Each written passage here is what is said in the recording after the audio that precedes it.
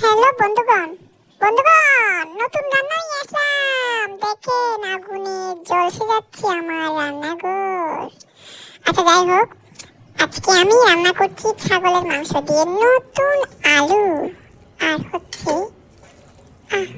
যে মরিচ, এই লাল বাচ্চা মরিচ যদি আর যারা শত্রু এনিমি আর গুলি করতে চাই তারা লাগাই দিতাম।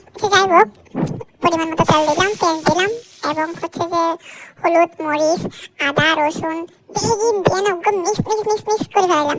তারপর তেল দিলাম, তারপর ছাড় দিলাম পাঁচ গড়িয়ে না। এই সময় নিয়ে একদম স্ট্যান্ডার্ড রান্না করে ফেললাই। যাই হোক, এরপরে অন্য হরাই কেন হালকা করে আলুম বাজরে ফেলাইলাম। এর মধ্যে দিলাম একখানা হালকা হলুদ। ও ভারে মাছটা রঞ্জুল করে দাম করে পাঁচ গড়িয়ে না।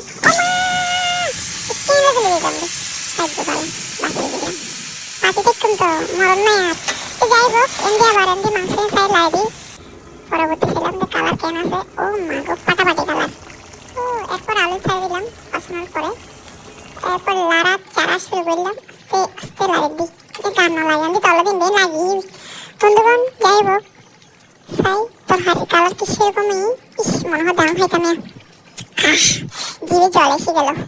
যাই হোক, মাংস কাছাকাছি হয়ে গেছে। এরপরে হচ্ছে যে আচ্ছা অর্ধেক চিকেন অর্ধেক সাধু বাসে কি সমস্যা হচ্ছে আপনাদের বন্ধুগণ। যাই হোক, এখন আমার কাঙ্ক্ষিত মাংস হয়ে গেল। লাস্টে অল্প কোয়া রসুন দিয়ে দিলাম ফ্লেভার আসার